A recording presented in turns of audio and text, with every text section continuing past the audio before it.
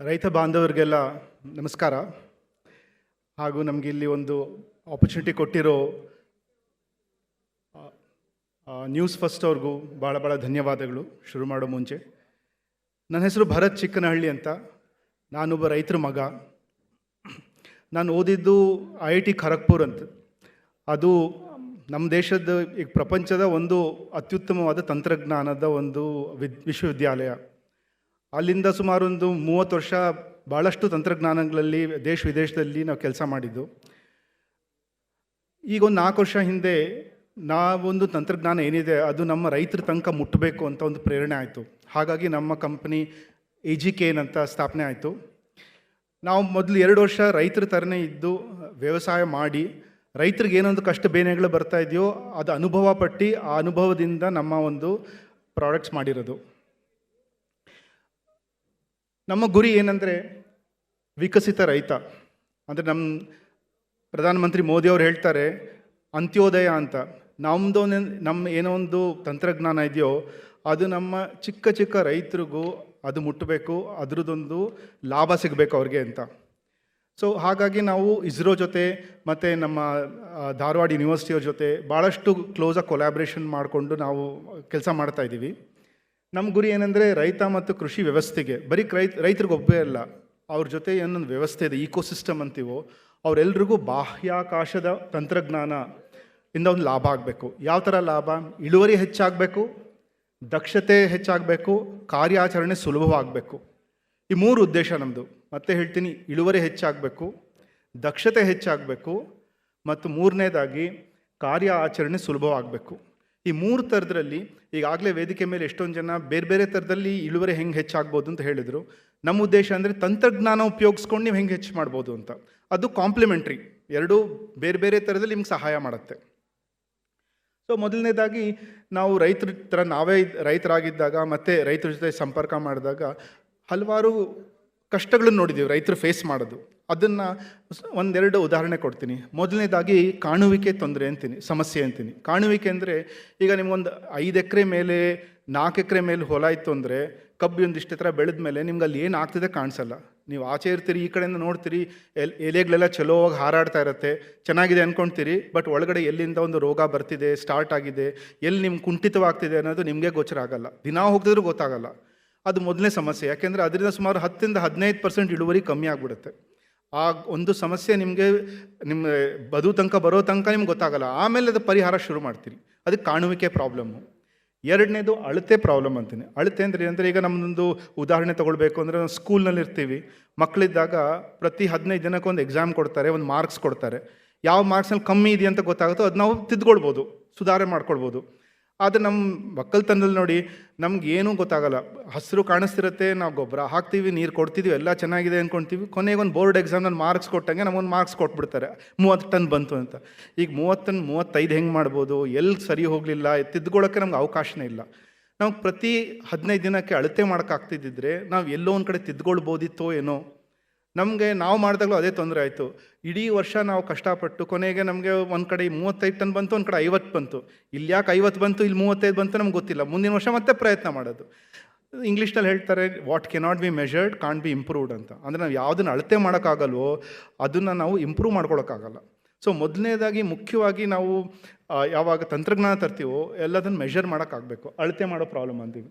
3ನೇದು ನಾವೇನೊಂದು ಪರಿಕರಗಳು ಹಾಕ್ತೀವೋ, ಏನೊಂದು ನಾವು ಅಲ್ಲಿ ಚಟುವಟಿಕೆ ಮಾಡ್ತೀವೋ ಅದ್ರ ಫೀಡ್ಬ್ಯಾಕ್ ಮೆಕ್ಯಾನಿಸಮ್ ಸಿಗಬೇಕು. ಅಂದರೆ ಈಗ ನಿಮ್ಮ ಹೊಲಕ್ಕೆ ಯಾರೋ ಹೇಳ್ತಾರೆ ಈ ಗೊಬ್ಬರ ಹಾಕಿದ್ದು ಒಳ್ಳೆಯದು ಅಂತ, ನಾವು ಸಮವಾಗಿ ಹಾಕ್ಬಿಡ್ತೀವಿ. ಈ ಹಾಕಿದ ಗೊಬ್ಬರ ಅದು ಫಲ ಕೊಡ್ತಾ ಉದ್ದೇಶ ಕಂಪ್ಲೀಟ್ ಆಯ್ತಾ ನಮ್ಗೆ ಗೊತ್ತಿಲ್ಲ. ಅದು ಕೊನೆಗೆ ಇಳುವರಿ ಬಂದಾಗ ಗೊತ್ತಾಗುತ್ತೆ. ನಮಗೊಂದು ಫೀಡ್ಬ್ಯಾಕ್ ಮೆಕ್ಯಾನಿಸಮ್ ಬೇಕು. ಹಾಕಿದ್ದು ಸರಿ ಹೋಯ್ತಾ ಇಲ್ವಾ, ಎಲ್ಲಿ ಸರಿ ಹೋಯ್ತು, ಎಲ್ಲಿ ಹೋಗಿಲ್ಲ, ನೀರಾವರಿ ಇದು ಅದೊಂದು ತೊಂದರೆ ಇದೆ. ಈ ಥರ ಹಲವಾರು ತೊಂದರೆ. ನಮ್ಮ ರೈತರಿಗೆ ಎಲ್ಲಿ ಕಷ್ಟ ಆಗುತ್ತೋ, ಯಾರನ್ನು ಕೇಳಬೇಕು, ಹೇಗೆ ಕೇಳಬೇಕು, ಮಾಹಿತಿ ಹೆಂಗೆ ಸಿಗಬೇಕು ಅಂತ ತೊಂದರೆಗಳಿರುತ್ತೆ. ಹಾಗೆ ನಮ್ಮ ಸಂಸ್ಥೆಗಳಿದೆ, FPO ಇರ್ಬೋದು, NGO ಇರ್ಬೋದು, ಅಥವಾ ನಮ್ಮ ವಿಶ್ವವಿದ್ಯಾಲಯ ಸಂಸ್ಥೆಗಳಿರ್ಬೋದು. ಇವರು ಕೂಡ ರೈತರಿಗೆ ಒಂದು ಸಪೋರ್ಟ್ ಆಗಲಿ ಅಂತ ಭಾಳಷ್ಟು ಅವರು ಸ್ಕೀಮ್ಸು ಮತ್ತು ಪ್ಲ್ಯಾನ್ಸ್ ತರ್ತಾರೆ. ಬಟ್ ಅವ್ರ ಟೀಮ್ಸ್ನಲ್ಲೂ ಭಾಳಷ್ಟು ಕಷ್ಟಗಳಿದೆ. ನಾವು ನೋಡಿದ ಹಾಗೆ ಒಂದು ಎಕ್ಸಾಂಪಲ್ ಏನಂದರೆ ವಿಸ್ತಾರವಾದ ಜಾಗಗಳು. ಅಂದರೆ ಈ ಹಳ್ಳಿಲಿ ಒಂದು ಪ್ಲಾಟು, ಅಲ್ಲೊಂದು ಎಷ್ಟು ಕಡೆ ಇರೋಕ್ಕಾಗತ್ತೆ.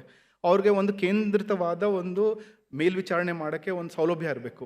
ಇವಾಗ ನೀವು ಮೊನ್ನೆ KVK ಹೋಗಿದ್ದೆ, ಅವರು ಪೂರ್ತಿ ಜಿಲ್ಲೆಯಲ್ಲಿ ರೈತರಿಗೆ ಸಹಾಯ ಮಾಡಬೇಕು ಅಂತಾರೆ, ಬಟ್ ಕೇಂದ್ರೀಕೃತವಾಗಿ ಅವ್ರಿಗೊಂದು ಸೌಲಭ್ಯ ಇಲ್ಲ. ಅದನ್ನು ಹೆಂಗೆ ಮಾಡ್ಬೋದು? ಅಂದರೆ ಅವ್ರು ಎಂಟೈರ್ ಜಿಲ್ಲೆಗೆ ಅವ್ರು ಸಹಾಯ ಮಾಡುವಂಥ ಒಂದು ವ್ಯವಸ್ಥೆ ಇರಬೇಕು. ಅದು ನೀವು FPO ಆಗಲಿ, FPO 3 ಹಳ್ಳಿ ಸೇರಿ ಒಂದು FPO ಇರ್ಬೋದು, ಎಲ್ಲೆಲ್ಲಿ ಅಂತ ಅಡ್ಡಾಡೋಕ್ಕಾಗತ್ತೆ. NGOಗಳಿಗೂ ಎಲ್ಲ ಸಂಸ್ಥೆಗಳಿಗೂ ಈ ತೊಂದರೆಗಳಿದೆ. ಹಾಗಾಗಿ ಅದೇ ಥರದಲ್ಲಿ ತಜ್ಞರು ಎಷ್ಟೊಂದು ಜನ ತಜ್ಞರು ಇರ್ತಾರೆ, 100 ಜನ 1000 ಜನ ರೈತರು ಇರ್ತಾರೆ. ಅವ್ರು ಮ್ಯಾಕ್ಸಿಮಮ್ ರೀಚ್ ಹೆಂಗೆ ಮಾಡೋದು, ಇವೆಲ್ಲ ತಂತ್ರಜ್ಞಾನದಲ್ಲಿ ಬಹಳಷ್ಟು ನಾವು ಸಹಾಯ ಮಾಡ್ಬೋದು. ಸೊ ಈ ಒಂದು ಸಹಾಯ ಮಾಡೋದಕ್ಕೆ ಅಂತ ನಾವು ನಮ್ಮದು ಕ್ರಾಪ್ ಸ್ಕ್ಯಾನ್ ಅಂತ ಒಂದು ಪ್ರಾಡಕ್ಟ್ ಮಾಡಿದ್ದೀವಿ. ಇದೇನಂದ್ರೆ ನಾವೇನೇನು ತೊಂದರೆಗಳು ನೋಡಿದ್ವು ನಮ್ಮ ಅನುಭವದಿಂದ ಅದೆಲ್ಲ ಒಂದು ಹೂಮಾಲೆ ಮಾಡ್ದಂಗೆ ಒಂದು ಪ್ರಾಡಕ್ಟ್ ಮಾಡೀವಿ ನಾವು. ಅದ್ರಲ್ಲಿ ಮುಖ್ಯವಾಗಿ 3 ಥರದ ಜನಕ್ಕೂ ಇದರಲ್ಲಿ ಲಾಭ ಇದೆ. ಒಂದು ರೈತಂಗೆ, ಸ್ವಯಂ ರೈತಂಗೆ ಲಾಭ ಇದೆ, ಮತ್ತು ಯಾವುದೇ ಸಂಸ್ಥೆ ಕ್ಷೇತ್ರ ಟೀಮ್ ಇರ್ತಾರಲ್ಲ, ಫೀಲ್ಡ್ ಟೀಮ್ ಅಂತೀವಿ, ಅವ್ರಿಗೂ ಲಾಭ ಇದೆ, ಮತ್ತು ಸಂಸ್ಥೆಗೂ ಲಾಭ ಇರುತ್ತೆ. ಸೊ ಇದ್ರಲ್ಲಿ ಮುಖ್ಯವಾಗಿ ನಾವು ಈ ಕಡೆ ಹಾಕಿದ್ದೀವಿ, ನಾವು ಉಪಗ್ರಹ ಆಧಾರಿತವಾದ ಮಾಹಿತಿನ ಉಪಯೋಗಿಸ್ತೀವಿ. ಅಂದರೆ ಭೂಮಿ ಸುತ್ತ ಉಪಗ್ರಹ ಹೋಗ್ತಾ ಇರುತ್ತೆ, ಅದು ನಿಮ್ಮ ಹೊಲದ ಮೇಲೆ ಬಂದಾಗ ಅದು ಒಂದಷ್ಟು ಇನ್ಫಾರ್ಮೇಷನ್ ತಗೊಳ್ಳಿ ಅಂತ ನಾವು ಹೇಳ್ತೀವಿ. ಆ ಇನ್ಫಾರ್ಮೇಷನ್ ತೊಗೊಂಡು ನಿಮ್ಮ ಮೊಬೈಲಿಗೆ ಬರೋ ಹಾಗೆ ನಾವೊಂದು ವ್ಯವಸ್ಥೆ ಮಾಡಿದ್ದೀವಿ.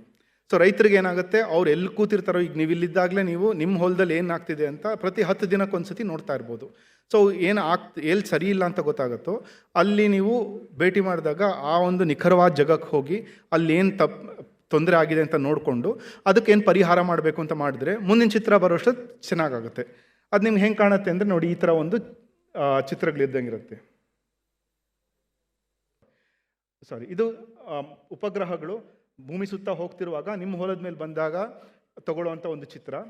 ಎರಡನೇದು ನಾವು ಹಸಿರು ಮತ್ತು ಹಳದಿಲಿ ಏನು ತೋರಿಸ್ತಾ ಇದ್ದೀವೋ ಅದೇನು ತೋರಿಸ್ತಿದೆ ಅಂದರೆ ಈ ಥರ ಚಿತ್ರಗಳು ನಿಮ್ಮ ಮೊಬೈಲ್ನಾಗ ಬರುತ್ತೆ ಪ್ರತಿ 10 ದಿನಕ್ಕೆ. ನಾವು ಸುಲಭವಾಗಲಿ ಅಂತ ಏನು ಮಾಡಿದ್ದೀವಿ ಅಂದರೆ ನಮಗೆ ಬೇರೆ ಬೇರೆ ಥರ ಮಾಹಿತಿ ಬರುತ್ತೆ. ರೈತರಿಗೆ ಸುಲಭವಾಗಲಿ ಅಂತ ಎಲ್ಲಿ ಹಸಿರು ದಟ್ಟವಾಗಿರುತ್ತೋ ಅಲ್ಲಿ ಬೆಳವಣಿಗೆ ಚೆನ್ನಾಗಾಗ್ತಿದೆ. ನಾವು ಕಬ್ನಲ್ಲಿ ತೊಗೊಂಡ್ರೆ ದಟ್ಟವಾದ ಹಸಿರು, ಎರಡನೇ ಚಿತ್ರದಲ್ಲಿ ನೋಡಿ, ದಟ್ಟವಾದ ಹಸಿರು ಬರ್ತಿರೋ ಜಾಗದಲ್ಲಿ ನಿಮ್ಗೆ 50 ಟನ್ ಬೆಳೆಯೋ ಥರ ದಪ್ಪಕ್ಕೆ ಕಬ್ಬು ಬೆಳೀತಿದೆ. ಅದೇ ಹಳದಿ ಆಗ್ತಿರೋ ಜಾಗದಲ್ಲಿ ಇನ್ನೂ ಕಮ್ಮಿ ಇರುತ್ತೆ. ಕೆಂಪಾಗ್ತಿರೋ ಜಾಗದಲ್ಲಿ ನಿಮ್ಗೆ 10 ಟನ್ ಬರೋವಂಥ ಕಬ್ಬು ಸಣ್ಣಕ್ಕೆ ಬೆಳೆದಿರುತ್ತೆ, ಅದರಲ್ಲಿ ಮರಿಗಳು ಇರಲ್ಲ, ಬರೀ ಆದರೆ ನಿಮಗೆ ಎಲೆಗಳು ಕಾಣಿಸ್ತಿರುತ್ತೆ, ಬಟ್ ಅಲ್ಲೇನು ಬೆಳೀತಾ ಇಲ್ಲ ನಿಮಗೆ. ಈ ಥರ ಒಂದು ಮಾಹಿತಿ ನಿಮಗೆ ಪ್ರತಿ 10 ದಿನಕ್ಕೆ ಬಂದರೆ ನೀವು ಆ ಒಂದು ನಿಖರವಾದ ಜಾಗಕ್ಕೆ ಹೋಗಿ ಅಲ್ಲೇನು ಸುಧಾರಣೆ ಮಾಡಬೇಕು ಅದು ಮಾಡಿದಂದರೆ ನಿಮ್ಮ ಇಳುವರಿ ಹೆಚ್ಚುತ್ತಾ ಹೋಗುತ್ತೆ. ಪ್ರತಿ 10 ದಿನ ನಿಮ್ಮ ಕೆಲಸ ಏನಂದರೆ ಹೊಲಕ್ಕೆ ಹೋದಾಗ ಅಲ್ಲಿ ಕೆಂಪಿರೋದನ್ನು ಹಸಿರು ಮಾಡ್ಕೊಳ್ಬೇಕು, ಹಳದಿರೋದನ್ನ ಹಸಿರು ಮಾಡ್ಕೊಳ್ಬೇಕು. ಎಷ್ಟು ಹಸಿರು ಜಾಸ್ತಿ ಆಗ್ತಾ ಹೋಗುತ್ತೋ ಇಳುವರಿ ಹೆಚ್ಚುತ್ತಾ ಹೋಗುತ್ತೆ. ಅದ್ರ ಜೊತೆ ಇದರಲ್ಲಿ ನಾವು ಒಂದು ನಂಬರ್ ಕೊಟ್ಟಿದ್ದೀವಿ ಕೆಳಗಡೆ, 61, 58 ಅಂತ. ಇದು ನಿಮ್ಮ ಮಾರ್ಕ್ಸ್ ಕೊಟ್ಟಂಗೆ. ಆ ನಂಬರ್ ಜಾಸ್ತಿ ಆಗ್ತಾ ಇದ್ದರೆ ನಿಮ್ಮ ಇಳುವರಿ ಹೆಚ್ಚುತ್ತಾ ಇದೆ ಅಂತ. ಅದು ಕಾಣಿಸ್ಬೋದು ನಿಮ್ಮ ಕೆಳಗಡೆ ಚಿಕ್ಕದಾಗಿದೆ, 1 ಮೇ ಅಂತ ಬರ್ದಿದೆ, ಅದ್ರ ಮೇಲ್ಗಡೆ ಇರೋದು. ಅದು ಯಾವ ಥರ ನಂಬರ್ ಹೆಚ್ಚುತ್ತಾ ಹೋಗುತ್ತೋ ಒಳ್ಳೆಯದು. ನಂಬರ್ ಕೆಳಗೆ ಬಂತು ಅಂದರೆ ನಿಮ್ಮದು ಕುಂಠಿತ ಆಗ್ತಾ ಇದೆ ಅಂತ. ಇದ್ರ ಮೂಲಕ ಏನಾಗುತ್ತೆ, ಈಗ ಕಾರ್ಖಾನೆಗಳಾಗಲಿ ಅಥವಾ ವಿಶ್ವವಿದ್ಯಾಲಯಗಳಾಗಲಿ ಅಥವಾ ನಮ್ಮ KVK ಅಂತವರು ಒಂದು 1000 ಜನ ನೋಡ್ಕೊಳ್ಬೇಕು ಅಂದರೆ ಯಾರು ಕಷ್ಟ ಆಗ್ತಿದೆ, ಯಾರ್ದು ಕಮ್ಮಿ ಆಗ್ತಿದೆ, ಯಾರು ಜಾಸ್ತಿ ಆಗ್ತಿದೆ ಅಂತ ಈ ಒಂದು ನಂಬರ್ ನೋಡಿದ್ರೆ ಸಾಕು ಅವ್ರಿಗೆ. ಆಮೇಲೆ ಚಿತ್ರಗಳೆಲ್ಲ ನೋಡ್ಬೋದು, ಯಾಕಂದ್ರೆ ಚಿತ್ರದಲ್ಲಿ ತುಂಬ ಮಾಹಿತಿ ಇರುತ್ತೆ. ಆ ನಂಬರ್ ಇಟ್ಕೊಂಡು ನಾವು 1000 ಜನ ರೈತರಿಗೆ ಸಹಾಯ ಮಾಡ್ಬೋದು. ಇದು ಗೌರ್ಮೆಂಟ್ ಅವರು ಯೂಸ್ ಮಾಡ್ಬೋದು. ಇದು ಗ್ರೋತ್ ಇನ್ಫಾರ್ಮೇಷನ್ ತೋರಿಸುತ್ತೆ. ಪಕ್ಕದಿರೋದು ತೇವಾಂಶ ತೋರಿಸುತ್ತೆ. ಅಂದರೆ ನೀರಾವರಿ ನೀವು ಕೊಡ್ತಾ ಇರೋದು ಕರೆಕ್ಟಾಗಿದೆಯಾ ಇಲ್ವಾ ಅಂತ, ಎಲ್ಲಿಗೆ ತಲುಪ್ತಾ ಇದೆ, ಎಲ್ಲಿಗೆ ತಲುಪ್ತಾ ಇಲ್ಲ ಅಂತ. ಈ ನಡುವೆ ಇದು ಡ್ರಿಪ್ ಇರಿಗೇಷನ್ ಬಂದ ಮೇಲೆ ಎಲ್ಲರೂ ಹೋಗೋದು ಇಲ್ಲ, ಬರೀ ಮೊಬೈಲ್ನಲ್ಲೇ ಆನ್ ಆಫ್ ಮಾಡ್ತಾರೆ. ಈ ಥರ ಮಾಡಿದಾಗ ನೀರು ಹೋಗಿದೆಯೋ ಇಲ್ವೋ ಅಂತ ಹೆಂಗೆ ಗೊತ್ತಾಗಬೇಕು? ಇದು ನಿಮ್ಮ ಪ್ರತಿ 10 ದಿನಕ್ಕೆ ಚಿತ್ರ ತೋರಿಸುತ್ತೆ. ಎಲ್ಲಿ ದಟ್ಟವಾದ ನೀಲಿ ಇದೆಯೋ ನಿಮ್ಮ ಬಣ್ಣದಲ್ಲಿ ಅಲ್ಲಿಗೆ ನೀರು ಚೆನ್ನಾಗಿ ಸಿಗ್ತಾ ಇದೆ, ಕಮ್ಮಿ ನೀಲಿ ಇರೋ ಕಡೆ ನೀರು ಕಮ್ಮಿ ಇದೆ, ಬಿಳಿ ಆಯಿತು ಅಂದರೆ ನೀರು ಹೋಗ್ತಾನೆ ಇಲ್ಲ ಅಂತ. ನೀವು ಫ್ಲಡ್ ಇರಿಗೇಷನ್ ಆಗಲಿ, ಡ್ರಿಪ್ ಇರಿಗೇಷನ್ ಆಗಲಿ, ಯಾವ ಇರಿಗೇಷನ್ ಯೂಸ್ ಮಾಡಿದ್ರೂ ಇದು ನೀರಿನ ಅಂಶ ತೋರಿಸುತ್ತೆ. ಹೀಗಾಗಿ ರೈತರಿಗೆ ಪ್ರತಿ 10 ದಿನ ನೀರಿನ ಅಂಶ ಮತ್ತು ಅದು ಬೆಳವಣಿಗೆ ತೋರಿಸ್ತಾ ಇರುತ್ತೆ. ಇವೆರಡೂ ತಿದ್ಕೊಳ್ತಾ ಹೋದ ಅಂದರೆ ರೈತರು ಇಂಪ್ರೂವ್ ಮಾಡ್ತಾ ಹೋಗ್ಬೋದು. ಇದು ಮುಖ್ಯವಾದ ಒಂದು ವಿಷಯ. ಇದ್ರ ಜೊತೆಗೆ ನಾವು ರೈತರಿಗೆ ಉಪಯೋಗ ಆಗಲಿ ಅಂತ ಹವಾಮಾನ ವರದಿದು ಒಂದು ಮಾಡ್ಯೂಲ್ ಇದೆ. ಇದೇನು ಮಾಡುತ್ತೆ, ರೈತರದ್ದು ಅವ್ರ ಹೊಲನೇ ಕೇಂದ್ರಿತವಾಗಿ ಇಟ್ಕೊಂಡು ಅವ್ರಿಗೆ ಮುಂದಿನ ಒಂದಿನದ್ದು ಗಂಟೆದು ಮತ್ತು ಒಂದು ವಾರದ್ದು ದಿನದ್ದು ಇನ್ಫಾರ್ಮೇಷನ್ ಕೊಡುತ್ತೆ. ಇದು ಯಾಕೆಂದರೆ ಈಗಿರೋ ಮೋಸ್ಟ್ ಇನ್ಫಾರ್ಮೇಷನ್ ಏನಂದರೆ ಈ ಹಳ್ಳಿಗೆ ಅಥವಾ ತಾಲೂಕು ಲೆವೆಲ್ನಲ್ಲಿ ಹೇಳಿದ್ರೆ ರೈತರು ನಾಳೆ ಒಂದು ಚಟುವಟಿಕೆ ಮಾಡಬೇಕು ಅಂತ ಅವರು ಯೋಚನೆ ಮಾಡಿದರೆ ಅದಕ್ಕೆ ಸಹಾಯ ಆದರೆ ಒಳ್ಳೆಯದದು. ಇಲ್ಲದೇ ಇದ್ದರೆ ಆ ಮಾಹಿತಿ ಇದೇನು ಉಪಯೋಗ ಇಲ್ಲ. ನಾಳೆ ನಮ್ಮ ಕಿತ್ತೂರು ಜಿಲ್ಲೆ ತಾಲೂಕಿನಲ್ಲಿ ಕಿತ್ತೂರು ತಾಲೂಕಿನಲ್ಲಿ ಮಳೆ ಬರುತ್ತೆ ಅಂತ ಹೇಳಿದರೆ ನಮ್ಮ ಹೊಲಕ್ಕೆ ಬರುತ್ತೋ ಇಲ್ಲೋ ಗೊತ್ತಾದರೆ ಉಪಯೋಗ. ಇಲ್ಲದೇ ಇದ್ದ ಅಂದರೆ ಅದು ಎಲ್ಲೋ ಮಳೆ ಬರುತ್ತೆ ಅಂದರೆ ಉಪಯೋಗ ಇಲ್ಲ. ಅದಕ್ಕೆ ನಾವೇನು ಮಾಡಿದ್ದೀವಿ, ಹೈಪರ್ ಲೋಕಲ್ ವೆದರ್ ಫೋರ್ಕಾಸ್ಟ್ ಅಂತೀವಿ. ಅಂದರೆ ನಿಮ್ಮ ಹೊಲನೇ ಕೇಂದ್ರಿತವಾಗಿಟ್ಕೊಂಡು ನಿಮಗೆ ಯಾವಾಗ ಕೇಳ್ತಿರೋ ಆವಾಗಿಂದ ಒಂದು ಮುನ್ಸೂಚನೆ ಕೊಡುವಂಥ ಒಂದು ವ್ಯವಸ್ಥೆ ಇದು. ಸೊ ಇದು ಭಾಳ ಉಪಯುಕ್ತ ಆಗುತ್ತೆ. ಯಾಕೆಂದರೆ ನೀವು ನಾಳೆ ಮಳೆ ಈ ಥರ ಮೋಡ ಇರುತ್ತೆ, ಬರುತ್ತೋ ಇಲ್ವೋ ನೋಡಿಕೊಂಡು ನೀವು ಆಳುಗಳನ್ನು ಕರಿಬೇಕು, ಅದಕ್ಕೆ ಮುಂಚೆನೇ ದುಡ್ಡು ಕೊಡಬೇಕು, ಸಾಮಾನು ತಂದು ಇಟ್ಕೊಳ್ಬೇಕು. ಆ ಥರದ್ದೆಲ್ಲ ನಿಮ್ಗೆ ರೊಕ್ಕ ವೇಸ್ಟ್ ಆಗಬಾರ್ದು ಅಂತ ಇದೊಂದು ಭಾಳ ಉಪಯೋಗ ಆಗುವಂಥ ಒಂದು ಮಾಡ್ಯೂಲು. ಇದೇ ಥರ ನಮ್ಮ ರೈತರು ಒಂದಷ್ಟು ಜನ ಏನು ಹೇಳಿದ್ದಾರೆ ಅಂದರೆ, ಈಗ ನಾಟಿ ಮಾಡೋ ಟೈಮು ಮೇನಲ್ಲಿ ಮೊದಲನೇ ಮಳೆ ಬಂದ ತಕ್ಷಣ ನಾಟಿ ಮಾಡೋಕ್ಕೆ ಶುರು ಮಾಡ್ತಾರೆ. ನಾಟಿ ಮಾಡಿದ ಮೇಲೆ ಈಗ ಕಬ್ಬು ಒಂದೇ ಇಲ್ಲ, ಈಗ ಬೇರೆ ಎಷ್ಟೊಂದು ಬೆಳೆಗಳಿಗೂ ಉಪಯೋಗಿಸ್ತೀವಿ ನಾವು ಇದನ್ನು. ನಾಟಿ ಮಾಡಿ 15 ದಿನದೊಳಗೆ ಇನ್ನೊಂದು ಮಳೆ ಬರಬೇಕು ಅವ್ರಿಗೆ, ಇಲ್ಲದ್ರೆ ನಾಟಿ ಮಾಡಿದೆಲ್ಲ ವೇಸ್ಟ್ ಆಯಿತು. ಸೊ ಇದರಲ್ಲಿ ಅವ್ರಿಗೆ ಸ್ಪೆಷಲಾಗಿ 15 ದಿನ ಮುನ್ಸೂಚನೆ ಥರದೊಂದು ಮಾಡ್ಯೂಲ್ ಮಾಡಿದ್ವಿ ನಾವು. ಸೊ ಅವ್ರು ನಾಟಿ ಮಾಡೋ ಮುಂಚೆ ಬರೀ ನಾಳೆ ಒಂದು ಮಳೆ ಬಂದಿದ್ದಲ್ಲ, ಅದರಿಂದ 15 ದಿನದೊಳಗೆ ಮಳೆ ಬರುತ್ತಾ ಇಲ್ವಾ ಅಂತ ನೋಡಿಕೊಂಡು ಅವ್ರು ನಾಟಿ ಮಾಡ್ಬೋದು. ಹಾಗಾಗಿ ಅವ್ರದ್ದು ರಿಸ್ಕ್ ಕಮ್ಮಿ ಆಗುತ್ತೆ, ನಷ್ಟ ಕಡಿಮೆ ಆಗುತ್ತೆ ಅವ್ರಿಗೆ. ಆಮೇಲೆ ಇಳುವರಿ ಮುನ್ಸೂಚನೆ ಇದು ನಾವೇನು ಮಾಡ್ತೀವಿ, AIML ಯೂಸ್ ಮಾಡಿಕೊಂಡು ನಿಮ್ಮ ಹೊಲದಲ್ಲಿ ಯಾವ ಥರ ಬೆಳವಣಿಗೆ ಆಗ್ತಿದೆ ಅಂತ ನೋಡಿಕೊಂಡು ನಿಮ್ಗೆ 6ನೇ ತಿಂಗಳಿಗೆ ಒಂದು ಪ್ರಿಡಿಕ್ಷನ್ ಕೊಡ್ತೀವಿ. ನಿಮ್ಮದ್ರಲ್ಲಿ ಈಗ 50 ಟನ್ ಬರ್ಬೋದು, 40 ಟನ್ ಬರ್ಬೋದು, ಮತ್ತು 8ನೇ ತಿಂಗಳು ಮತ್ತು 10ನೇ ತಿಂಗಳು ಕೊಡ್ತೀವಿ. ಹೀಗಾಗಿ ಮಧ್ಯ ನೀವೇನಾದ್ರು ನೋಡ್ಕೊಳ್ಳಿಲ್ಲ ಅಂದರೆ ನೀವು ಮೊದಲನೇ ಪ್ರಿಡಿಕ್ಷನ್ಗೂ ಆಮೇಲೆ ಪ್ರಿಡಿಕ್ಷನ್ಗೂ ಕಮ್ಮಿ ಆಗ್ತಾ ಹೋದರೆ ನೀವು ಬರೋ ರೊಕ್ಕ ಕಳ್ಕೊತಿದ್ದೀರಿ ಅಂತ ಗೊತ್ತಾಗುತ್ತೆ. ಆ ಥರ ಒಂದು ಹೆಲ್ಪ್ ಆಗುತ್ತೆ ಇದು. ಅದಲ್ಲದೆ ಬೇರೆ ಎಷ್ಟೊಂದಕ್ಕೆ ಹೆಲ್ಪ್ ಆಗ್ಬೋದು. ಆಮೇಲೆ ಈಗಾಗಲೇ ನಮ್ಮ ಡಿಸ್ಕಷನ್ನಲ್ಲಿ ಸುಧಾರಿತ ಬೇಸಾಯ ಕ್ರಮ ಅಂತ ಹೇಳಿದರು, ಯಾವಾಗ ಏನೇನು ಮಾಡಬೇಕು ಅಂತ.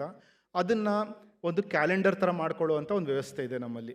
ಅದನ್ನು ಕ್ಯಾಲೆಂಡರ್ ಮಾಡಿಕೊಂಡ್ರೆ ನೀವು 3 ದಿನ ಮುಂಚೆ ರೈತರಿಗೆ ಆಡಿಯೋನಲ್ಲಿ ರಿಮೈಂಡರ್ ಬರುತ್ತೆ, ಈ ಥರ ನಾಳೆ ನೀವು ಈ ಗೊಬ್ಬರ ಹಾಕಬೇಕು, ಅದಕ್ಕೆ ತಯಾರು ಮಾಡ್ಕೊಳ್ಳಿ ಅಂತ ನಿಮ್ಗೊಂದು ರಿಮೈಂಡರ್ ಬರುತ್ತೆ. ಅದು ನೋಡಿಕೊಂಡು ನೀವು ಪ್ಲ್ಯಾನ್ ಮಾಡಿಕೊಂಡು ಮುಂದಕ್ಕೆ ಹೋಗ್ಬೋದು. ಆಮೇಲೆ ಇನ್ನೊಂದು ಮಾಡ್ಯೂಲ್ ಇದೆ, ರೈತರ ಸಂಪರ್ಕ ಅಂತ. ಅಂದರೆ ರೈತರಿಗೆ ಏನಾದ್ರು ಸಮಸ್ಯೆ ಕಾಣಿಸ್ತಾ ಅಂದರೆ ಸಿಬ್ಬಂದಿಗಳಾಗಲಿ ಅಥವಾ ನಮ್ಮ ತಜ್ಞರಾಗಲಿ ಹೆಂಗೆ ಅವ್ರನ್ನ ರೀಚ್ ಔಟ್ ಮಾಡಬೇಕು ಅಂತ ಆ ಮಾಡ್ಯೂಲ್ನಲ್ಲಿ ನೀವು ಒಂದು ವಿಡಿಯೋ 2 ಮತ್ತು ಆಡಿಯೋನಲ್ಲಿ ನೀವು ಎಕ್ಸ್ಪ್ಲೇನ್ ಮಾಡ್ಬೋದು, ನೀವು ಏನು ತೊಂದರೆ ನೋಡ್ತಿದ್ದೀರಾ ಅಂತ ಮಾಡಿ ಕಳಿಸ್ದ ಅಂದರೆ 1 ದಿನದಲ್ಲಿ ನಮ್ಮ ತಜ್ಞರು ವಾಪಸ್ ನಿಮಗೆ ರೆಸ್ಪಾಂಡ್ ಮಾಡ್ತಾರೆ. ಇದೇನು ತೊಂದರೆ ಆಗಿದೆ ಅಥವಾ ಏನು ಸಮಸ್ಯೆ ಇದೆ, ಇದಕ್ಕೇನು ಪರಿಹಾರ ಆಗಬೇಕು ಅಂತ ನಿಮ್ಗೆ ತಕ್ಷಣ ತುರ್ತಾಗಿ ನಿಮಗೆ ಅದಕ್ಕೊಂದು ರೆಸ್ಪಾನ್ಸ್ ಸಿಗುತ್ತೆ, ಪರಿಹಾರ ಸಿಗುತ್ತೆ. ಈ ಥರದಲ್ಲಿ ರೈತರಿಗೆ ಏನೇ ಒಂದು ಕಷ್ಟ ಆಗ್ತಿರಲಿ, ನಾರ್ಮಲಿ ನಾವೇನು ನೋಡಿದ್ದೀವಿ ಅಂದರೆ ರೈತರು ಹತ್ತಿರ ಇರೋ ಗೊಬ್ಬರದ ಅಂಗಡಿಯವ್ರನ್ನೋ ಯಾರನ್ನೊಬ್ರನ್ನ ಕೇಳ್ತಾರೆ ಇದಕ್ಕೆ ಏನು ಮಾಡಬೇಕು ಅಂತ, ಅವ್ರೇನೋ ಒಂದು ಪರಿಹಾರ ಹೇಳ್ತಾರೆ, ಅದ್ರ ಮಾಡ್ಕೊಂಡು ಹೋಗ್ತಾರೆ. ಅದ್ರ ಬದಲು ಸರಿಯಾದ ತಜ್ಞರನ್ನು ಒಂದು ಅವರಿಂದ ಮಾಹಿತಿ ತರುವಂಥ ಒಂದು ವ್ಯವಸ್ಥೆ ಇದು. ಇದು ನಮ್ಮ ಕ್ಷೇತ್ರ ತಂಡ ಇರ್ತಾರೋ ಅವ್ರಿಗೆ ಒಂದಷ್ಟು ಮಾಡ್ಯೂಲ್ಸ್ ಇದೆ, ಅವ್ರು ಎಲ್ಲಿ ಹೋಗ್ತಾರೆ, ಏನು ಮಾಡ್ತಾರೆ, ಅದನ್ನೆಲ್ಲ ಅವರು ಕ್ಯಾಪ್ಚರ್ ಮಾಡ್ಕೊಳ್ಬೋದು. ಇವಾಗ ಏನಾಗ್ತಿದೆ ಅಂದರೆ, ಈಗ ಕನ್ಸಲ್ಟೆಂಟ್ಸ್ ಅಂತ ನಮ್ಮಲ್ಲಿ ಭಾಳ ಜನ ಇದ್ದಾರೆ, ರೈತರಿಗೆ ಸಹಾಯ ಮಾಡೋರು ಇದ್ದಾರೆ. ಅವ್ರಿಗೇನು ತೊಂದರೆ, ಮೇನ್ ತೊಂದರೆ ನಾವು ನೋಡಿದ್ದೀವಿ ಅಂದರೆ, ಒಂದು ಸತಿ ಭೇಟಿ ಮಾಡಾದ್ಮೇಲೆ ಮುಂದೆ ಇನ್ನೊಂದು 6 ತಿಂಗಳಾದ್ಮೇಲೆ ಬಂದರೆ ಅವಾಗ ಏನು ಹೇಳಿದರು, ಏನಾಗಿತ್ತು ಅನ್ನೋದು ಅವ್ರ ಮನಸ್ಸಲ್ಲಿ ಎಷ್ಟಿತ್ತು ಅಷ್ಟಿರುತ್ತೆ. ಅದಕ್ಕೊಂದು ಡಾಕ್ಯುಮೆಂಟ್ ಇಲ್ಲ. ಇದಕ್ಕೇನಂತಾರೆ, ಇನ್ಸ್ಟಿಟ್ಯೂಷನಲೈಸ್ ಮೆಮರಿ ಅಂತಾರೆ. ಅಂದರೆ ನಾವೇನೇ ಒಂದು ಕೆಲಸ ಮಾಡಿದ್ರು, ಈ ಕಾರ್ಖಾನೆ ಆಗಲಿ, ಕಾರ್ಖಾನೆಯಲ್ಲಿ ಏನೇನಾಗಿತ್ತು ಯಾವ್ಯಾವ ರೈತರ ಜೊತೆ ಅನ್ನೋದನ್ನು ಒಂದು ದಾಖಲೆ ಇರಬೇಕು. ಅದನ್ನೆಲ್ಲ ಮಾಡ್ಕೊಳ್ಳುವಂಥ ಒಂದು ಆಡಿಯೋ ವಿಡಿಯೋ ಮೆಕ್ಯಾನಿಸಮ್ ಇದೆ ಇದರಲ್ಲಿ. ಕೊನೆಯದಾಗಿ ಇದು ಸೆಂಟ್ರಲೈಸ್ ಮಾನಿಟ್ರಿಂಗ್ ಅಂತ ನಿಮ್ಗೆ ಹೇಳಿದ್ನು. ಈ ಥರ ನೋಡಿ, ಒಂದು ಹಳ್ಳಿ ಏರಿಯಾನಲ್ಲಿ ಯಾವ್ಯಾವ ಹೊಲಗಳನ್ನ ನಾವು ಮಾನಿಟ್ರ್ ಮಾಡ್ತಾ ಇದ್ದೀವೋ ಅದೆಲ್ಲ ಒಂದೇ ಮ್ಯಾಪ್ನಲ್ಲಿ ಈ ಥರ ಕಾಣಿಸುತ್ತೆ. ಅದ್ರಲ್ಲಿ ಕ್ಲಿಕ್ ಮಾಡ್ದೆ ಅಂದರೆ ಯಾರು ಸೆಂಟ್ರಲೈಸ್ಡ್ ಮಾನಿಟ್ರಿಂಗ್ ಮಾಡ್ತಿರ್ತಾರೆ, ನಾನು KVK ಅಂತ ಹೇಳಿದೆ, ಅವ್ರಿಗೆ ಈ ಥರ ಒಂದೇ ಒಂದು ಮಾನಚಿತ್ರದಲ್ಲಿ ಎಲ್ಲ ಕಾಣಿಸುತ್ತೆ. ಅದರಲ್ಲಿ ಅವರೊಂದು ಡ್ರಾ ಮಾಡ್ದೆ ಅಂದರೆ ಆ ಪ್ರದೇಶದಲ್ಲಿ ಏನೇನು ಆಗ್ತಾ ಇದೆ, ಎಷ್ಟಾಗ್ತಾ ಇದೆ, ರೈತರ ಹೆಸರು ಎಲ್ಲ ಒಂದು ಮಾಹಿತಿ ಸಿಗುವಂಥ ಒಂದು ವ್ಯವಸ್ಥೆ ಇದೆ ಇದರಲ್ಲಿ.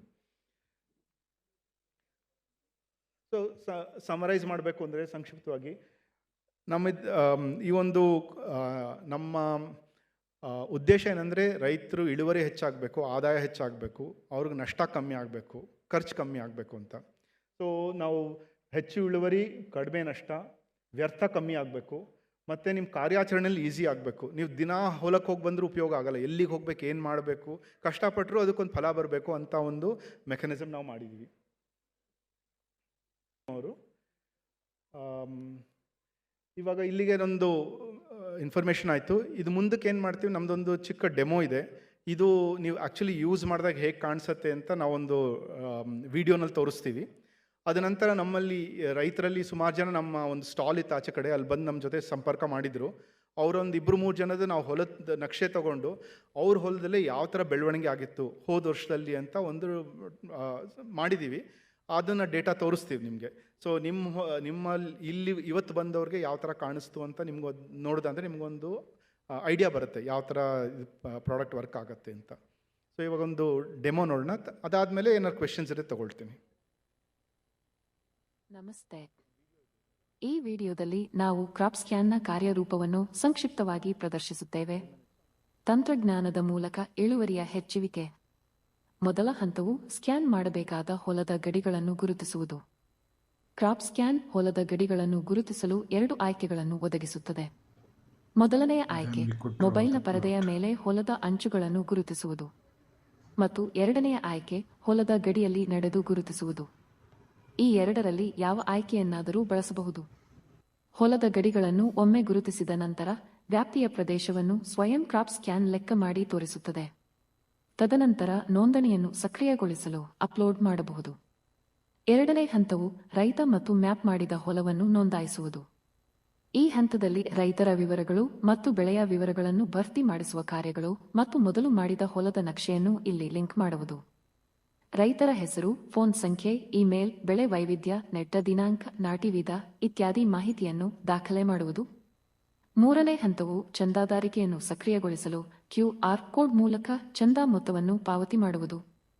ಈ 3 ಹಂತಗಳ ನಂತರ ಉಪಗ್ರಹ ಮೇಲ್ವಿಚಾರಣೆಯು ಪ್ರಾರಂಭಿಸಲಾಗುತ್ತದೆ.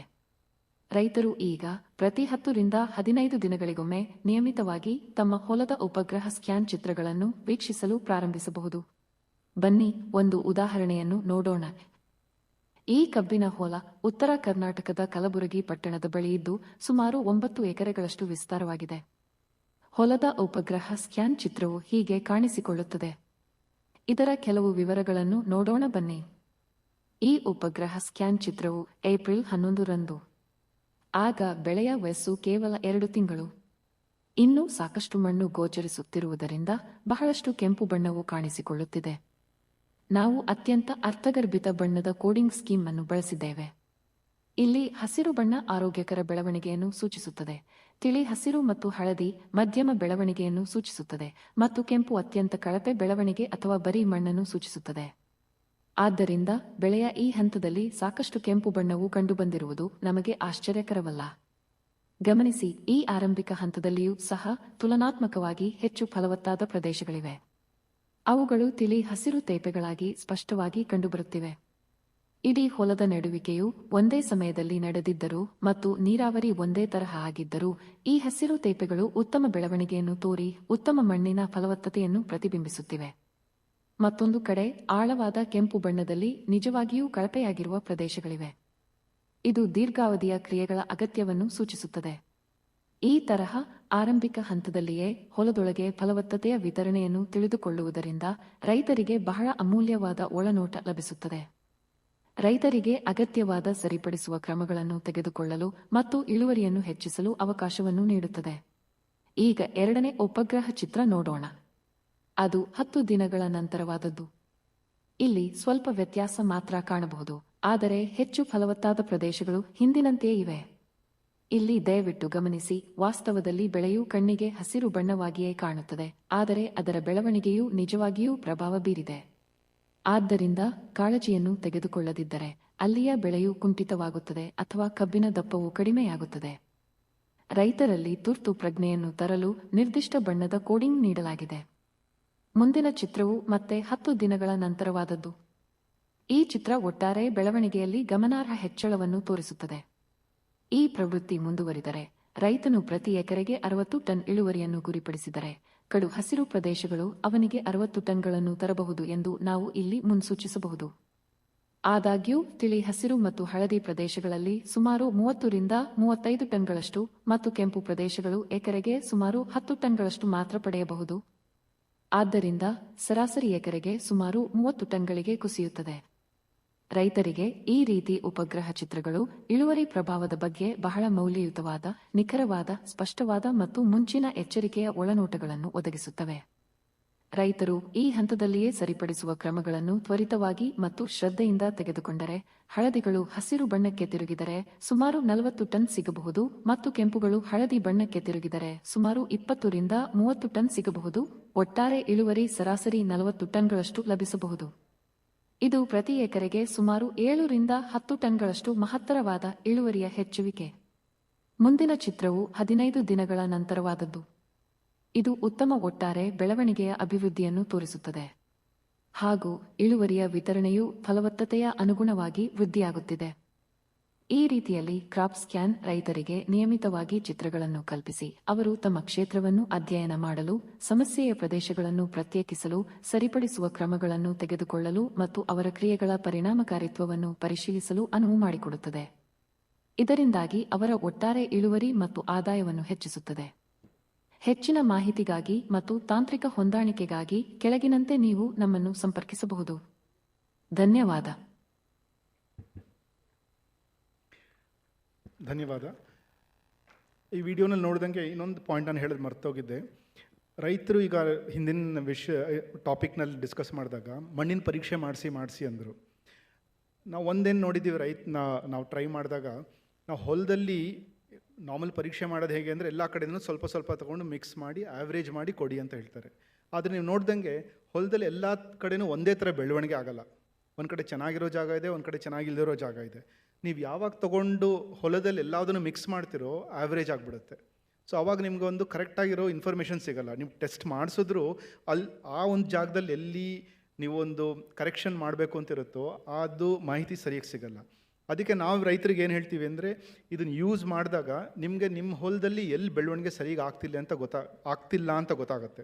ಒಂದು 2-3 ಚಿತ್ರದಲ್ಲಿ ಒಂದೇ ಏರಿಯಾನಲ್ಲಿ ಕೆಂಪು ಕಾಣಿಸ್ತಾ ಇದ್ದರೆ ಆ ಭಾಗಕ್ಕೆ ಮಾತ್ರ ನೀವು ಒಂದು ಸಾಯಿಲ್ ಟೆಸ್ಟ್ ಮಾಡಿಸಿದಂದರೆ ನಿಮಗೆ ಎಕ್ಸಾಕ್ಟಾಗಿ ಗೊತ್ತಾಗುತ್ತೆ. ಆ ಭಾಗಕ್ಕೆ ಮಾತ್ರ ನೀವೇನು ಕರೆಕ್ಷನ್ ಮಾಡಬೇಕು ಅಂತ, ಬೇರೆ ಎಲ್ಲ ಕಡೆ ಹಾಕಬೇಕಾಗಿಲ್ಲ. ಅದೇ ಥರ ನಾವು ಸುಮಾರು ದುಡ್ಡು ಗ್ರೋತ್ ಪ್ರೊಮೋಟರ್ಸು ಮತ್ತು ಸ್ಪೆಷಲ್ ಫರ್ಟಿಲೈಸರ್ಸ್ಗೆಲ್ಲ ಅಂತ ಯೂಸ್ ಮಾಡ್ತೀವಿ. ಎಲ್ಲ ಭಾಗಕ್ಕೂ ಹಾಕಬೇಕಾಗಿಲ್ಲ. ನಾವೀಗೇನು ಮಾಡ್ತೀವಿ, ಎಲ್ಲ ಒಂದೇ ಸಮ ಹಾಕ್ತೀವಿ. ಹಾಕೋದ ಅವಶ್ಯಕತೆ ಇಲ್ಲ. ಎಲ್ಲಿ ಬೆಳವಣಿಗೆ ಇಲ್ಲೋ ಅಲ್ಲಿಗೆ ಮಾತ್ರ ಹಾಕಿದ್ರೆ ಸಾಕಾಗುತ್ತೆ. ಈ ಥರದಲ್ಲಿ ರೈತರಿಗೆ ಒಂದು ನಿಖರವಾದ ಕಾರ್ಯಾಚರಣೆಗೆ ಒಂದು ಇನ್ಫಾರ್ಮೇಷನ್ ಕೊಡುತ್ತೆ. ಅದ್ರ ಜೊತೆಗೆ ಅವರು ಖರ್ಚು ಮಾಡ್ತಿರೋದು ಸಾಕಷ್ಟು ಸೇವ್ ಮಾಡ್ಬೋದು ಅವರು. ನಮ್ಮ ಇದು ಎಕ್ಸ್ಪೀರಿಯನ್ಸ್ ಪ್ರಕಾರ ಇಳುವರಿ ಹೆಚ್ಚಾಗೋದು ಸುಮಾರೊಂದು 15% ಆಯಿತು ಅಂದರೆ ರೈತರಿಗೆ ಇದರಿಂದ ಒಂದು 12,000 ರಿಂದ 15,000 ರೂಪಾಯಿ ಅಷ್ಟು ಮೊದಲನೇ ಇದರಲ್ಲೇ ಲಾಭ ಸಿಗೋಕ್ಕೆ ಸ್ಟಾರ್ಟ್ ಆಗುತ್ತೆ. ಮೊದಲನೇ ವರ್ಷದಿಂದನೇ ಸಿಗೋಕ್ಕೆ ಸ್ಟಾರ್ಟ್ ಆಗುತ್ತೆ ಅಂತ ಹೇಳ್ಕೊಳ್ತೀನಿ. ಇವಾಗ ನಾವು ಇಲ್ಲೊಬ್ಬರು ರೈತರು ಬಂದಿದ್ದರು, ಅಫ್ಸಲ್ ಇಲ್ಲೇ ಇದ್ದಾರಲ್ಲಪ್ಪ, ಹವಲ್ದಾರ್ ಅಂತ, ಅಫ್ಸಲ್ ಹವಲ್ದಾರ್. ಬರ್ತೀರಪ್ಪ ಮೇಲೆ ದಯವಿಟ್ಟು. ಅಫ್ಸಲ್ ಹವಲ್ದಾರ್ ಅಂತಲ್ಲ,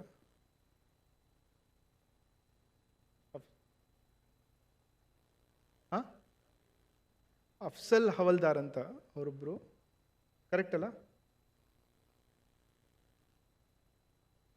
ಇಲ್ಲಿ ಕಿತ್ತೂರು ರೀಜನ್ ಅವ್ರವ್ರದ್ದು ಇದಾರಾ ಇಲ್ಲಿ?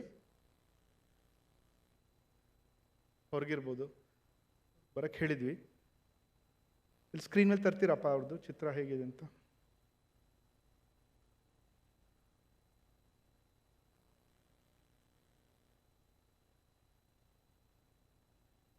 ಬರುತ್ತಾ? ಓಕೆ, ಒಂದು ನಿಮಿಷ.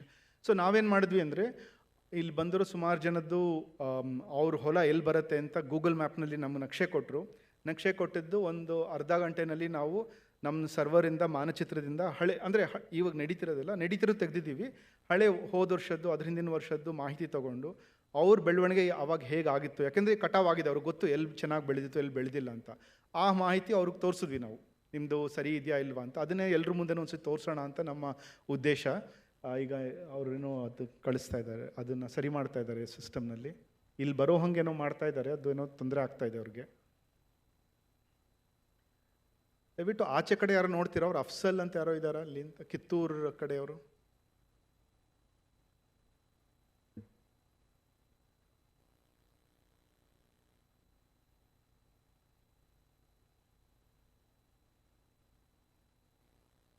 ಹಾಂ,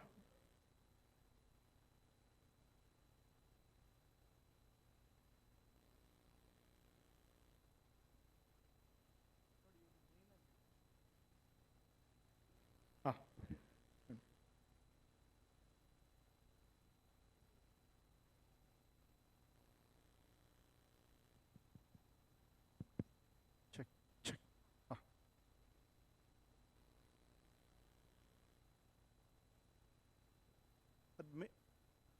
ಮೇ ತಿಂಗಳದೇ ಹಾಕಿ ಅದನ್ನು ಬರ್ತಿತ್ತು.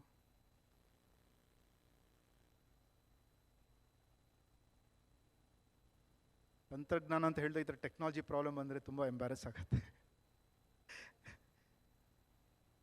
ಹಾಂ ಅದೇ ಅಲ್ಲ, ಇಲ್ಲಿ ಯಾವ ಥರ ಸೆಟಪ್ ಮಾಡಿದಾರೆ ನಮ್ಗೆ ಗೊತ್ತಾಗ್ತಾ ಇಲ್ಲ ಇನ್ನು. ಆಗ್ತಿಲ್ವಾ ಅದು? ಸ್ಟೆಬಿಲೈಸ್ ಮಾಡಿ ಅದನ್ನೇ ಆಗ್ತಾ ಇಲ್ಲ.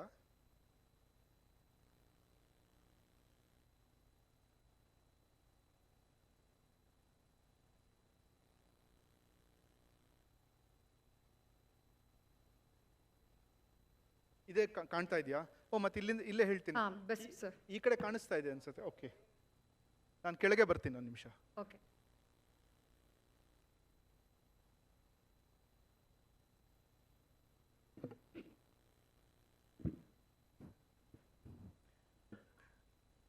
ಓಕೆ, ಸೊ ನೀವು ಆ ಕಡೆ ಈ ಕಡೆ ಕಾಣಿಸುತ್ತೆ ನಿಮಗೆ. ಈ ಹೊಲದಲ್ಲಿ ಏನು ಹೇಳಿದ್ರು ಅಂದರೆ, ಇವ್ರ ಜೊತೆ ಮಾತಾಡಿದಾಗ ಈ ಕೊನೆ ಭಾಗ ಇರೋದು ಬೆಳವಣಿಗೆ ಚೆನ್ನಾಗಿದೆ, ಮಧ್ಯ ಒಂದು ಭಾಗದಲ್ಲಿ ಕಬ್ಬು ತುಂಬ ಕುಂಠಿತವಾಗಿ ಬೆಳೆದಿದೆ ಅಂತ ಅವ್ರದ್ದು, ಅದಕ್ಕೆ ಕೆಂಪಾಗಿ ಕಾಣಿಸ್ತಾ ಇದೆ ನೋಡಿ. ಅದಾದಮೇಲೆ ಬೆಳವಣಿಗೆ ಕಮ್ಮಿ ಇದೆ, ಮತ್ತು ಹಸಿರು ಇರೋದು ಇದ್ರಲ್ಲಿ ಅಷ್ಟು ಕ್ಲಿಯರಾಗಿ ಕಾಣಿಸಲ್ಲ. ನಮ್ಮ ಲ್ಯಾಪ್ಟಾಪ್ನಲ್ಲಿ ತುಂಬ ಚೆನ್ನಾಗಿ ಕಾಣುತ್ತಿದ್ದು, ಈ ಪಿಕ್ಚರ್ನ ಸರಿಗೆ ಬರ್ತಿಲ್ಲ. ಇದು ಮೊದಲನೇದಾಗಿ, ಇದು ಏಪ್ರಿಲ್ನಲ್ಲಿ. ಇನ್ನೊಂದು ಸ್ವಲ್ಪ ದಿನ ಆದಮೇಲೆ ನೆಕ್ಸ್ಟ್ ಇಮೇಜ್ಗೆ ಹೋಗ್ಯಪ್ಪ. ಹಾಂ ನೋಡಿ, ಮುಂದಿನ ಇಮೇಜ್ನಲ್ಲಿ ಹಸಿರು ಇನ್ನೊಂದು ಸ್ವಲ್ಪ ಜಾಸ್ತಿ ಆಗ್ತಾ ಇದೆ. ಅಥವಾ ಪ್ರತಿ 10 ದಿನಕ್ಕೆ ಅವ್ರಿಗೆ ಎಲ್ಲಿ ಬೆಳವಣಿಗೆ ಆಗ್ತಾ ಇದೆ. ಈಗ ಈ ಪೂರ್ತಿ ಹೊಲಕ್ಕೆ ಅವರು ಒಂದೇ ಸತಿ ನಾಟಿ ಮಾಡಿದ್ದಾರೆ, ಒಂದೇ ಥರ ನೀರು ಕೊಡ್ತಾ ಇದ್ದಾರೆ, ಒಂದೇ ಥರ ಗೊಬ್ಬರ ಕೊಡ್ತಾ ಇದ್ದಾರೆ. ಬಟ್ ಆ ವಿವಿಧತೆ ನೋಡಿ, ಎಲ್ಲಿ ಬೆಳೀತಿದೆ ಎಲ್ಲಿ ಬೆಳೀತಿಲ್ಲ. ಅವ್ರ ಕಣ್ಣಲ್ಲಿ ನೋಡ್ದೆ ಅಂದರೆ ಈ ಮಧ್ಯ ಕೆಂಪಿರೋದು ಮಾತ್ರ ಅವ್ರಿಗೆ ಚೆನ್ನಾಗಿ ಕಾಣಿಸ್ತಾ ಇದೆ, ಅದು ಕಮ್ಮಿ ಇದೆ ಅಂತ. ಮಿಕ್ಕಿದೆಲ್ಲ ಚಲೋ ನಡೀತಾ ಇದೆ ಅಂದ್ಕೊಳ್ತಾರೆ. ಆದರೆ ಇದರಲ್ಲಿ ನೋಡ್ದೆ ಅಂದರೆ ನಿಮ್ಗೆ ಗೊತ್ತಾಗ ಶುರು ಆಗುತ್ತೆ ಯಾವ ಭಾಗದಲ್ಲಿ ಚೆನ್ನಾಗಿ ಬೆಳೀತಿದೆ, ಎಲ್ಲಿ ಬೆಳೀತಿಲ್ಲ ಅಂತ. ಹಾಗಾಗಿ ನೀವು ಅದಕ್ಕೆ ಗಮನ ಕೊಡಬೇಕು, ಎಲ್ಲದನ್ನು ಸುಧಾರಣೆ ಮಾಡ್ಕೊಳ್ಬೇಕು ಅನ್ನೋದು ಭಾಳಷ್ಟು ಮಾಹಿತಿ ಸಿಗುತ್ತೆ. ಈ ಥರ ತಂತ್ರಜ್ಞಾನ ಇದು ಹೆಂಗಂದರೆ, ನಾವು ಡಾಕ್ಟ್ರ್ ಹತ್ರ ಹೋದಾಗ ಅವರು ಬ್ಲಡ್ ಟೆಸ್ಟ್ ಮಾಡಿ ಅಂತಾರೆ. ಬ್ಲಡ್ ಟೆಸ್ಟ್ ಮಾಡಿದ್ರೆ ನಮ್ಗೆ ಏನಾಗ್ತದೆ ಅಂತ ಗೊತ್ತಾಗಲ್ಲ. ಬ್ಲಡ್ ಟೆಸ್ಟ್ ನೋಡಿದಾಗ ಸಕ್ಕರೆ ಕಾಯಿಲೆ ಇದೆಯೋ ಇಲ್ವೋ ಅಂತ ಹೇಳ್ತಾರೆ. ಆ ಥರ ಇದು ನಿಮ್ಗೆ ಮೊದಲನೇ ಒಂದು ಇನ್ಫಾರ್ಮೇಷನ್ ಕೊಡುತ್ತೆ, ನಿಮ್ಮ ಹೊಲದಲ್ಲಿ ಹೀಗಿದೆ, ಇಲ್ಲಿ ತೊಂದರೆ ಇದೆ ಅಂತ. ಅದನ್ನು ನಿಮ್ಗೆ ರೈತರು ಗೊತ್ತಿದೆ. ಈಗ ಒಂದ್ಸತಿ ತೊಂದರೆ ಇದೆ ಅಂತ ಗೊತ್ತಾದರೆ ಅದು ಏನು ಮಾಡಬೇಕು ಅಂತ ಗೊತ್ತಾಗುತ್ತೆ.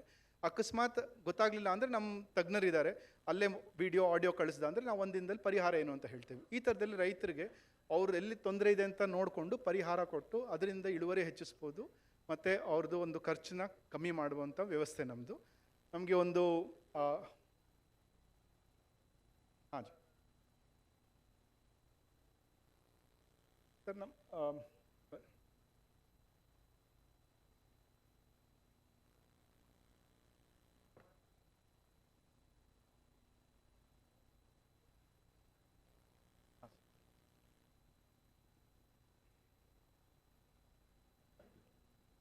ನಮ್ಮದು ಉದ್ದೇಶ ಏನಂದರೆ, ರೈತರಿಗೆ ಆದಷ್ಟು ಕಮ್ಮಿ ಖರ್ಚಲ್ಲಿ ಈ ಥರದ್ದು ಆಗಬೇಕು ಅಂತ ನಮ್ಮದು ಉದ್ದೇಶ. ಹಾಗಾಗಿ ನಾವು ಸಿಸ್ಟಮು ಸಿಂಪಲ್ ಆಗಿಟ್ಟಿದ್ದೀವಿ. ಇದರಲ್ಲಿ ನಾವು ಎಷ್ಟು ಸಿಸ್ಟಮ್ಸ್ ತರಕ್ಕೆ ಟ್ರೈ ಮಾಡ್ತೀವೋ ನಿಮ್ಮ ಖರ್ಚು ಜಾಸ್ತಿ ಆಗುತ್ತೆ. ನಾವಿವಾಗ ಒಂದು ಲೆವೆಲ್ಗೆ ತಂದಿದ್ದೀವಿ ಅಂದರೆ, ಸುಮಾರು ತಿಂಗಳಾಗೆ 50 ರೂಪಾಯಿ ಎಕರೆಗೆ ಆ ಲೆವೆಲ್ಗೆ ತಂದಿದ್ದೀವಿ. ಅದೇ ನಿಮ್ಮ ಏರಿಯಾನಲ್ಲಿ ಜಾಸ್ತಿ ಜನ ಇದ್ದಾರೆ, ಇನ್ನೂ ಕಮ್ಮಿ ತರ್ಬೋದು. ನಾವು ಪ್ರಯತ್ನ ಮಾಡ್ತೀವಿ. ನಮ್ಮ ಉದ್ದೇಶ ಅಂದರೆ ಇದೆಲ್ಲ ರೈತ ತನಕ ತಲುಪಬೇಕು, ಅವ್ರಿಗೆ ಇದೊಂದು ಲಾಭ ಸಿಗಬೇಕು ಅಂತ ಒಂದು ಪ್ರಯತ್ನ ಮಾಡ್ತಾ ಇದ್ದೀವಿ. ನಾವು ಈಗ ಕಾರ್ಖಾನೆಗಳ ಜೊತೆನೂ ಶುರು ಮಾಡಿದ್ದೀವಿ ಡಿಸ್ಕಸ್ ಮಾಡೋದಕ್ಕೆ. ಬೆಳಗ್ಗೆ ಪ್ರಕಾಶ್ ಸರ್ ಅವರು ಇದ್ದರು, ಅವರು ಹೇಳಿದ್ರು ಬಂದು ಭೇಟಿಯಾಗಿ ನಮ್ಮನ್ನು ಅಂತ. ಸೊ ಇದು ರೈತರಿಗೆ ಅದು ಕಾಸ್ಟ್ ಬಾಧೆ ಆಗಬಾರ್ದು. ನಮ್ಮ ಉದ್ದೇಶ ಏನಂದರೆ, ಅದಕ್ಕೆ ಈ ಥರ ಒಂದು ಕಷ್ಟವಾಗಿರೋ ಟೆಕ್ನಾಲಜಿನ ನಾವು ಆದಷ್ಟು ಈ ಚಿಕ್ಕ ರೈತರಿಗೂ ಒಂದು ಸೌಲಭ್ಯ ಸಿಗೋ ಅಂಥ ಒಂದು ವ್ಯವಸ್ಥೆ ಮಾಡಿದ್ದೀವಿ ನಾವು.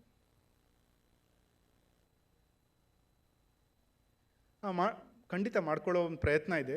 ಈಗ ಅದೇ ಹೇಳಿದ, ನಾನು ಮೊನ್ನೆ ಇಸ್ರೋ ಜೊತೆ ನಾವು ಮಾತಾಡಿದ್ದೀವಿ. ಅವರು ಹಾಂ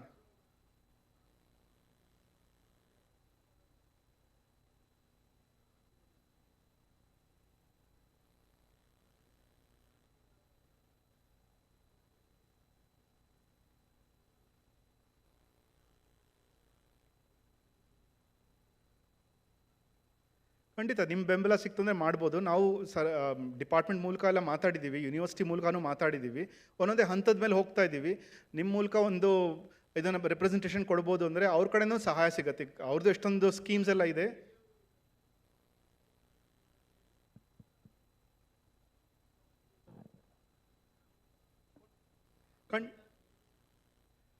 ಖಂಡಿತ ಸರ್, ನಮ್ಮ ತುಂಬ ಸಂತೋಷ ಆಗುತ್ತೆ. ನಿಮ್ಮ ಅಂತ ರೈತರೆಲ್ಲ ಬೆಂಬಲ ಸಿಕ್ತು ಅಂದರೆ ಖಂಡಿತ ಮಾಡುವ ಇದನ್ನು.